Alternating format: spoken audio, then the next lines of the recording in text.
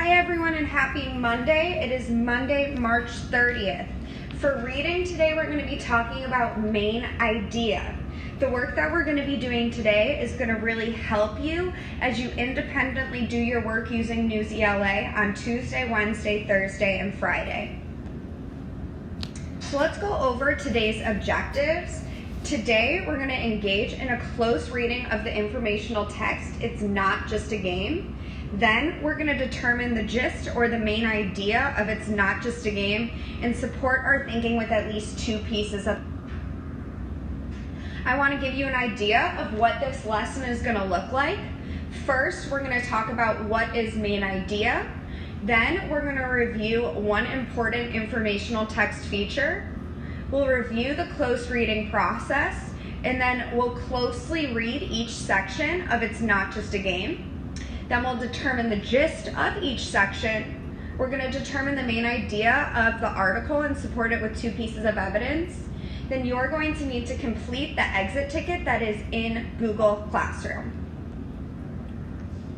So we've talked about main idea a lot this year, and we did this specifically when we were reading the UDHR and beginning our work with Esperanza Rising.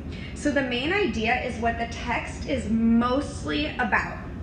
So after you've closely read the text and you've finished engaging in a close reading, some strategies you can use to determine the main idea are to look at the heading of the informational text, to look for repeated ideas that come up throughout the text, to look at the gist of each section of the article that you've come up with, to look at the beginning and end of the paragraphs in that first and last sentence, and then also to look for keywords that might be bolded, maybe words that are repeated over and over, or words that are also in our headings. So again, the main idea is what the text is mostly about. So in today's article, we're really going to only see one of these informational / nonfiction text features called a heading. And a heading is the title of a section of an article.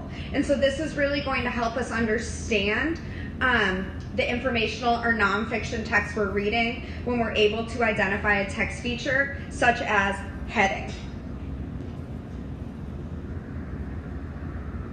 All right, so let's review the close reading process before we begin engaging in a close reading process. If you look at the anchor chart that we created earlier this year, we said step 1 is to read the text slowly. Step 2 is to read again and underline important words, circle words you don't know. And then step 3 is to use a context clue strategy to figure out unknown words. So we're going to be following a similar process, but if you look over here on the right, I've updated our close reading process. Step 1, we're going to read the text slowly.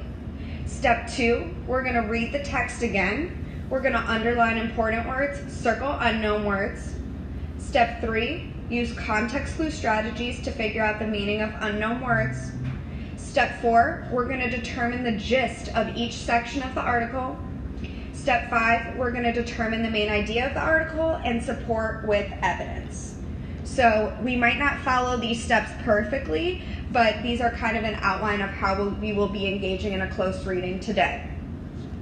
One thing you might be thinking is, Ms. Ross, how are we going to underline important words and circle unknown words if we're doing this on a computer or on a tablet or on a smartphone?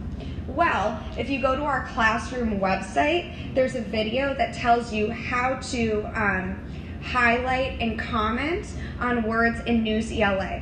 There's a video for both using it with smartphones and tablets, and then also on the computer. So when you are engaging in the close reading process, tomorrow you're going to be using Newsy LA, and you're going to need to be using that highlight feature on the Newsy LA article to highlight unknown words and comment what you think their meaning is. If you have any questions about that, please reach out to me. I'm available all day, every day. So let's begin reading the article, remembering that the first step of the close reading process is just to read the text slowly. So again, we're reading It's Not Just a Game, and this is by Lori Calabrese. Make sure you're following along with me as I read aloud. Whether you run a race, bounce a basketball, or hurl a baseball home, you do it because it's fun. Some scientists claim play is a natural instinct, just like sleep. That might explain why sports are likely to be as old as humanity. Some claim sports began as a form of survival. Prehistoric man ran, jumped, and climbed for his life. Hunters separated themselves by skill, and competition flourished. Wall paintings dating from 1850 BC that depict wrestling, dancing, and acrobatics were discovered in an Egyptian tomb at Bani Hassan. The ancient Greeks revolutionized sports by holding the world's first Olympic Games at Olympia in 776 BC. But it wasn't until the early 19th century that sports as we know them came into play, pardon the pun. Modern sports, such as cricket, golf, and horse racing, began in England and spread to the United States, Western Europe, and the rest of the world. These sports were the models for the games we play today, including baseball and football. All organized sports, from swimming to ice hockey, are considered serious play. There are rules to obey, skills and positions to learn, and strategies to carry out. But Peter Smith, a psychology professor at Goldsmiths, University of London, and author of Understanding Children's Worlds, Children and Play, says, sport like play is usually enjoyable and done for its own sake. All right, I'm going to read the next heading. Different sports for different folks. Sports come in many shapes and sizes. Both team and individual sports have advantages and disadvantages, but most people find that from an early age, they are drawn toward one or the other. In a team sport like soccer, you're part of a group, striving to be a winning team. That means putting the team ahead of your own accomplishments.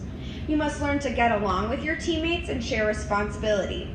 In an individual sport like tennis, you're usually only concerned about your own performance. That can make these sports more challenging.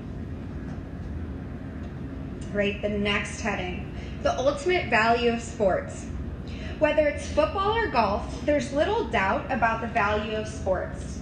According to the American Academy of Pediatrics, AAP, play is essential to the cognitive, physical, social, and emotional well-being of children and youth.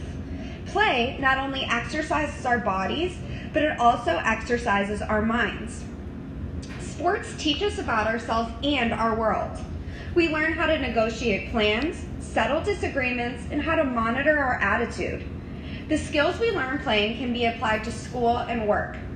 Since organized sports are hands-on, minds-on learning process, they stimulate our imagination, curiosity, and creativity.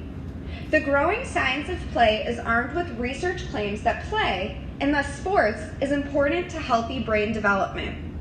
We use language during play to solve problems. We use thinking when we follow directions to a game, and we use math skills to recognize averages and odds of each sports play. Sports also raise our energy level and act as antidepressants. Activity increases the brain's level of chemicals called endorphins, which boost mood. When we start moving and having fun, we feel good about ourselves.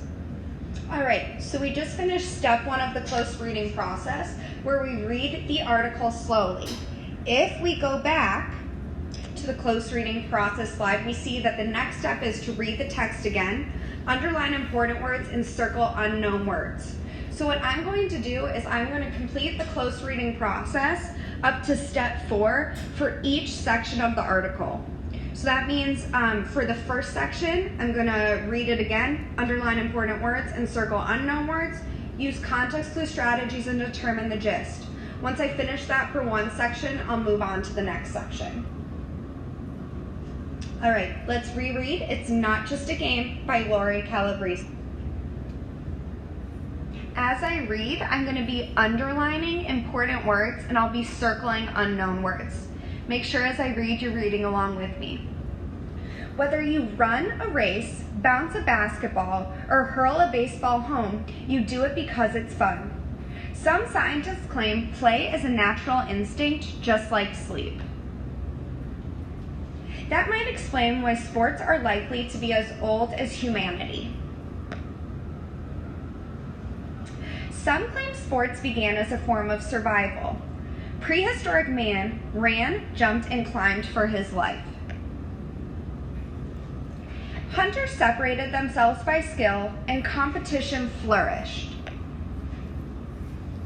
Wall paintings dating from 1850 BC that depict wrestling, dancing, and acrobatics were discovered in an Egyptian tomb at Bani Hassan.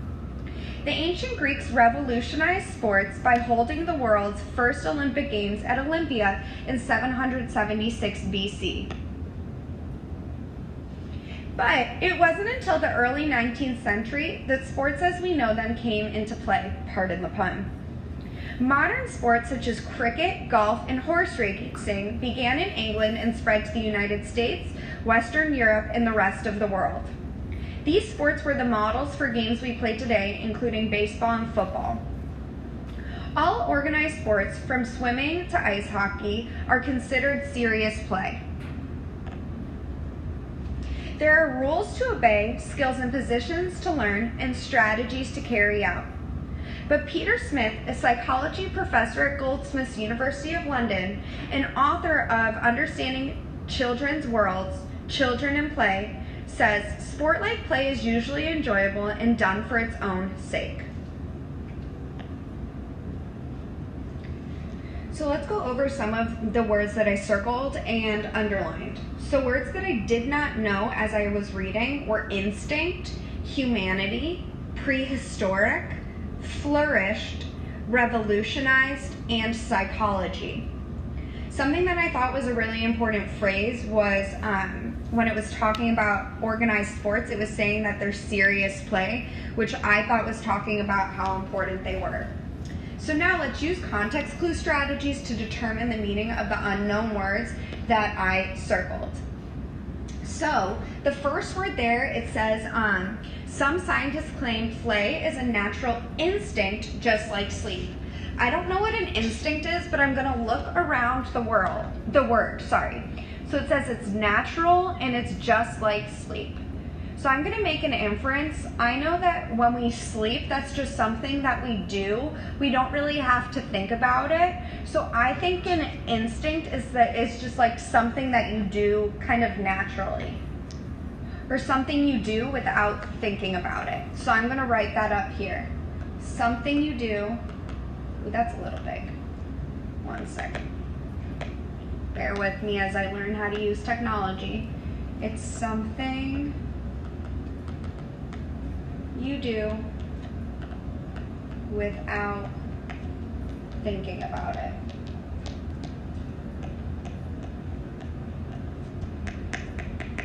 So again, the context clue strategy I used was looking around the word and then making an inference. All right, the next word that I circled was humanity. It says that might explain why sports are likely to be as old as humanity. So I know what a human is. A human is a person. So being as old as a human person, I think humanity means humans. I think it's just another way of saying like humans and all people. So I'm gonna write that here, humans. So again, here I used my understanding and my background knowledge on what a human is to help me define humanity.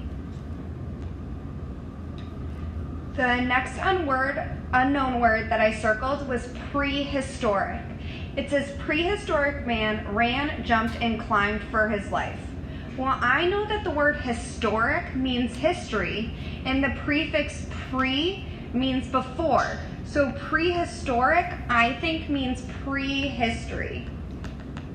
And if something is prehistory, that just means it's before people started like making documents or like recording by writing things that were happening. So the context clue strategy that I used there was prefixes. The next unknown word I circled was flourished. It says hunters separated themselves by skill and competition flourished. So I've heard my family say this before, and like when something is flourishing, I know it's doing really well. So sometimes when my mom is like gardening or planting things, she's like, wow, like these tomatoes in my garden are flourishing, which I think means to like grow and do well. So I'm using my background knowledge here to define flourished, and I'm going to say to do well. The next word in this paragraph that I circled that I did not know was revolutionized. It says the ancient Greeks revolutionized sports by holding the world's first Olympic Games at Olympia in 776 BC. So in reading around the word, I see that the ancient Greeks were the first people to hold the Olympic Games, and they did something new. So I think revolutionize means maybe to change, like drastically, or to make like a big change. So I'm using the words around the word I circled to help me figure out what that means. So I think revolutionize means to make a big change.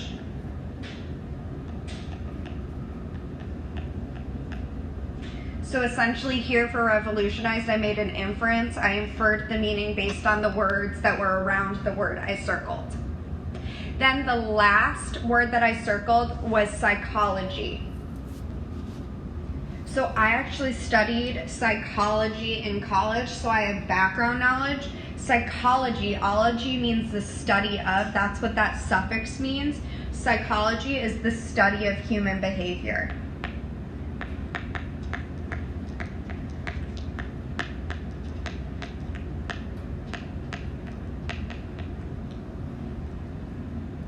So now that I have underlined words that I think are important, circled unknown words, and used context clue strategies to determine the meaning of unknown words, now my job is going to be to determine the gist of this section. So when I look back at this section, I see it's talking about sports being prehistoric, meaning prehistory. It talks about the Egyptians. It talks about how ancient Greeks revolutionized sports. It talks about modern sports, both in England, the United States, and Western Europe. So I actually think that the gist of this section is that sports have been around and then changed over time. So I'm going to write that down. So I wrote the gist is sports have been around for and changed over time. Now that I've determined the gist of this section, I can now engage in a close reading of the next section called Different Sports for Different Folks. Again, as I read this section, I want you to read along with me. I'm going to underline important words and circle unknown words as I read. Different sports for different folks. Sports come in many shapes and sizes. Both team and individual sports have advantages and disadvantages. But most people find that from an early age, they are drawn toward one or the other.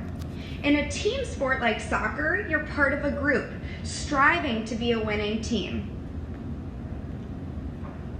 That means putting the team ahead of your own accomplishments. You must learn to get along with your teammates and share responsibility.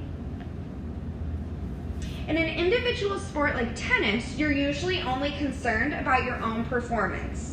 That can make these sports more challenging. So as I read, the only unknown word I had that I circled was striving. Some words that I thought were important in this section were team, individual, and advantages and disadvantages, because it's saying that on team and individual sports, there's both advantages and disadvantages, and then shared responsibility. So the first thing we need to do is define the word striving. So it says in a team sport like soccer, you're part of a group striving to be a winning team. That means putting the team ahead of your own accomplishments. So you're striving to be a winning team. So I'm going to think of a synonym for striving. So striving, you're running to be a winning team. No, that doesn't make sense. You're fighting to be a winning team. That could work. You're fighting to be a winning team. Maybe what works best here is that you're working towards being a winning team. So I think striving means working, because I thought of ways that I could replace the word striving with a synonym so that the sentence still made sense. So in a team sport like soccer, you're part of a group working to be a winning team. So you're working together to be a winning team, and then that makes sense with the next sentence that says that means putting the team ahead of your own accomplishments. So now that we've determined that unknown word, we can think about what the gist is of this section.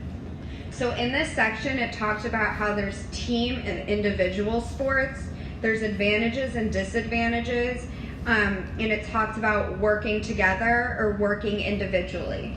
So because it's talking about like team and individual sports, I think the gist of this section is saying that there's different types of sports for different people, because some people like team sports and some people like individual sports. I'm going to write that gist down. So I wrote the gist is there are different types of sports for different people.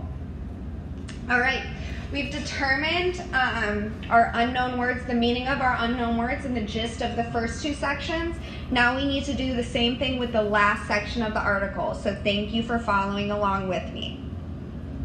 All right, as I read this last section again, make sure you're reading along with me. I'll be circling unknown words and underlining important words.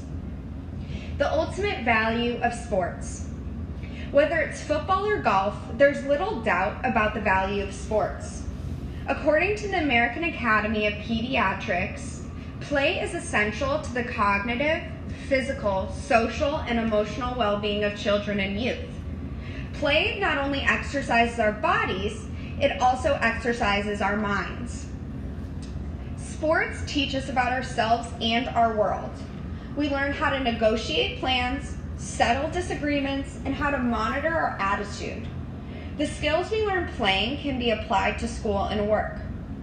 Since organized sports are hands-on, minds-on learning process, they stimulate our imagination, curiosity, and creativity. The growing science of play is armed with research claims that play, and thus sports, is important to healthy brain development. We use language during play to solve problems. We use thinking when we follow directions to a game, and we use math skills to recognize averages and odds of each sport's play. Sports also raise our energy level and act as antidepressants. Activity increases the brain's level of chemicals called endorphins, which boost mood. When we start moving and having fun, we feel good about ourselves. All right, so some of the words that I circled that I didn't know were pediatrics, cognitive, stimulate, antidepressants, and endorphins. So looking at the first word I circled, pediatrics, when I was younger, I remember that my mom would take me to the pediatrician. So I think pediatrics relates to like children's doctors. So I'm gonna write that here. Children's doctors. So I used my background knowledge to determine that. Then it says play is essential to the cognitive, physical, social, and emotional well-being of children and youth. I'm having a really hard time using like an inference or my background knowledge or prefix or suffix to figure this out. So I'm gonna look it up in the dictionary right now. As I'm looking this up in the dictionary, cognitive means like relating to your brain and like things you understand. So I'm gonna write relating to your brain. So I think this means like relating to your brain and how you understand and comprehend things. And I actually looked that up in a dictionary. All right, the next word that I circled was stimulate. It says, since organized sports are a hands-on, minds-on learning process, they stimulate our imagination, curiosity, and creativity. I'm gonna try and think of a synonym I can use to replace stimulate. So they stop our imagination? No. I think this is supposed to be a positive thing that they're doing. They start our imagination, curiosity, and creativity. Yeah, I think I'm gonna go with they start. So I think a synonym for stimulate is gonna be start, because this is talking about something positive that sports do for us. They help us learn, so they like start our imagination, curiosity, and creativity. So I used a synonym to determine the meaning of stimulate. The next word is antidepressants. It says sports also raise our energy level and act as antidepressants. I know a depressant is something that like makes us sad. So like depression means like sadness. So anti means against. So against depression. So it means like working as antidepressant means like something that fights depression. So fights depression. I used my background knowledge of what a depressant is and what I know depression is, and also a prefix. The prefix anti means against. The last word I circled was endorphins. It says activity increases the brain's level of chemicals called endorphins, which boost mood. In looking around the word, it actually gives us the definition of endorphins. It's a chemical in our bodies that boost mood. So the definition is actually given to us in the sentence: chemical in our body that boosts mood. All right, and finally, now that we've finished rereading the ultimate value of sports, circling unknown words, and defining them using with context clue strategies, we can now determine the gist of the ultimate value of sport. So the title, this heading says the value of sports. If we look in this first section, it says there's little doubt about the value of sports. It talks about how we feel good about ourselves when we do sports. And then it's also talking about how it helps us like socially and emotionally and in our brain development. So I'm going to say the gist of this section is that sports are valuable in helping us socially, emotionally, and in our development. So again, I wrote the gist is sports are valuable in helping us socially, emotionally, and in our development. I know that my handwriting is worse than usual on here. It's taking me a while to like adapt to writing on the iPad, so just bear with me. This will get easier for all of us as we continue e-learning. All right, so the next step in this process is to determine the main idea of the article and support it with evidence. So if we go back to strategies for determining the main idea, again, we can look at the headings, we can look for repeated ideas, the gist of each section, we can look in the beginning and end of each paragraph, and we can look for key words. So just to review, the gist for each section of our article, we say sports have been around for and changed over time. There are different types of sports for different people, and then sports are valuable in helping us socially, emotionally, and in our development.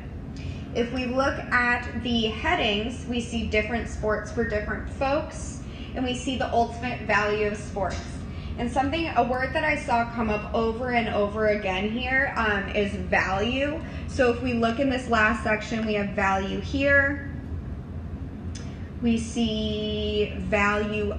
Well, actually, we see a synonym for value, which is important.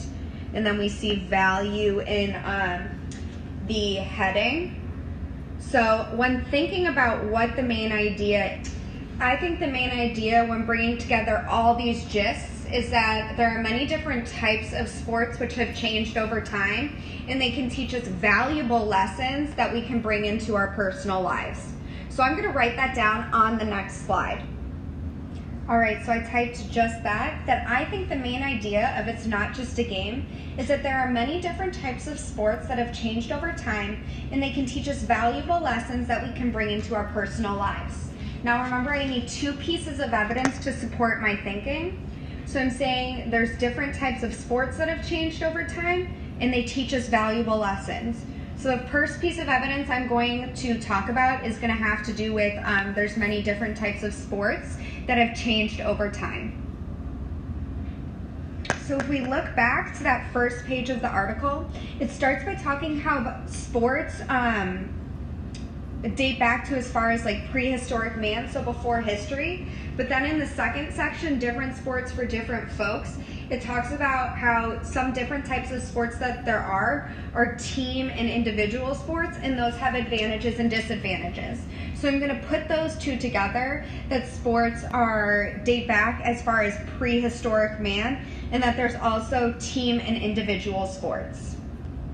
So for my first piece of evidence, I typed that, for example, in the text it says that sports date back to prehistoric man, and that, quote, both team and individual sports have advantages and disadvantages, but most people are drawn toward one or the other. Now that's one piece of evidence. I need two pieces of evidence. The second part of my main idea was that sports teach us valuable lessons that we can bring into our life.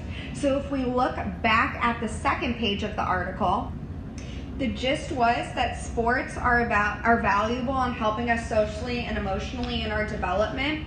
And it says that if we look at that second line, play is essential to the cognitive, physical, social, and emotional well-being of children and youth. It says it stimulates our imagination and curiosity. It's important to healthy brain development, and it helps boost endorphin. So I think that I'm going to say also planned sports are really important for kids because they teach them social and emotional skills and how to do things like negotiate with others and work on a team. And I actually got that last part from that last sentence, which says we use thinking when we follow directions to a game, math skills, etc. Oh, sorry, my bad. I actually got it from right here where it says we learn how to negotiate plans, settle disagreements, and how to monitor our attitude. Sorry, my bad. So now I'm going to type out that second example. All right, so I typed also planned sports are really important for kids because they teach them social and emotional skills and how to do things like negotiate with others and work on a team.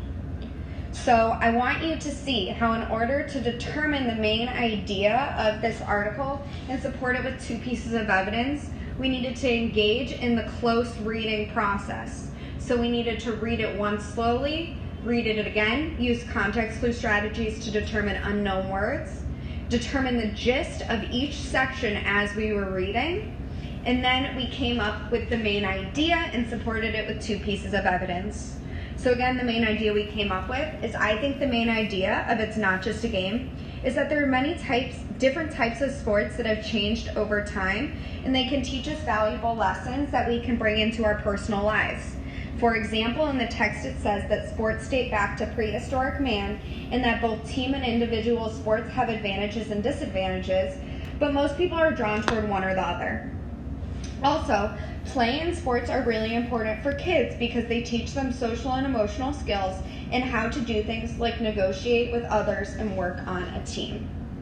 So this lesson is really important because tomorrow, as I assign you a News ELA article, you're going to be going through this exact same process of engaging in a close reading of the News ELA article, determining the gist of each section, determining the main idea and supporting it with two pieces of evidence, and also you'll be taking a comprehension quiz.